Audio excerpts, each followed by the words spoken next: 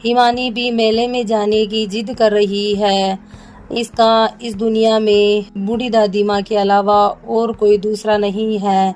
यह अकेली मेले में कैसे जाएगी और कैसे यह मेला देख कर आएगी। मैं गरीब बेबस, मेरे पास इतना पैसा भी नहीं है कि मैं इसको दे सकूं कि ये मेले में कुछ चाट पकौड़े खा सके, कुछ खिलौने ला सके। इसके पास पहनने को चप्पल तक भी नहीं है।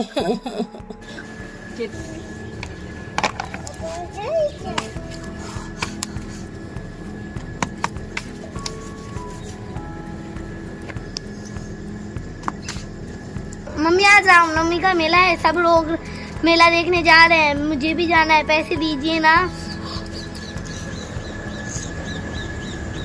बेटा मेरे पास पैसे नहीं है। मम्मी दीजिए ना। घर का राशन लेके आना है,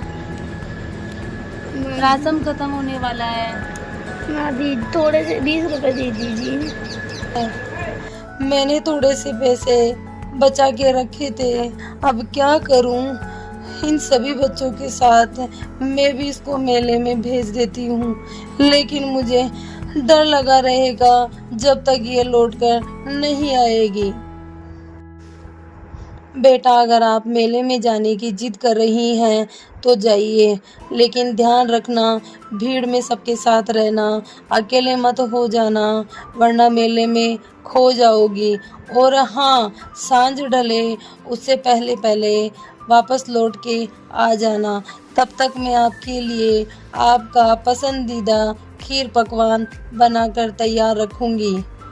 मेले में झूले देखकर मेरा मन भी झूले झूलने को हुआ, लेकिन मेरे पास सिर्फ 20 रुपए ही थे और झूला झूलने के 40 रुपए बता रहे थे, इसलिए मैं झूला नहीं झूल पाई। फिर बाद में मैं आइसक्रीम खाने के लिए गई, वहाँ पे आइसक्रीम 30 रुपए की थी, मेरे पास सिर्फ 20 रुपए ही थे, इसलिए मैं आइसक्रीम भी नहीं खा पाई। फिर बाद में मैं मेरे लिए कानों में पहनने के लिए, नाक में पहनने के लिए, बालों में डालने के लिए चीज़ें लेने गई, लेकिन वह 50 रुपए की थी। मैं ऐसे ही बहुत सी चीज़ें के पास गई, वो 20 रुपए से ज़्यादा की थी। अंत में मुझे एक चिमटा दिखाई दिया। मैंने सोचा मेरी माँ जब रोटी बनाती है, जब उनके हाथ बहुत तेज जलते हैं, इसलिए मैंने चिमटा ले लिया और सोचा कि मेरी माँ इस चिमटे को देखकर बहुत खुश हो जाएगी। और चिमटा 20 रुपए का ही था।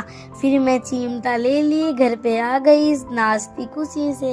मेरे दोस्त लोग जो थे वह अलग अलग खिलौने लेके गए थे, सिपाही वकील। मम्मी मैं मेले से आ गई, देखो मैं आपके लिए क्या लाई। आपके हाथ जल रहे थे ना। अरे बेटा मैंने तो आपको 20 रुपए ही तो दिए दी, कितने का आया? रुपए। फिर आप मेले में क्या खाई? कुछ ही नहीं, आपके हाथ जल रहे थे ना। ये गरीबी भी। मम्मी खिलौने 2 दिन काम आते, इसलिए मैंने सोचा कि चिमटा ही ले चलती हूँ। आप जब भी खाना बनाते थे आपके हाथ जलते थे, इसलिए मैं चिमटा लेके आ गई।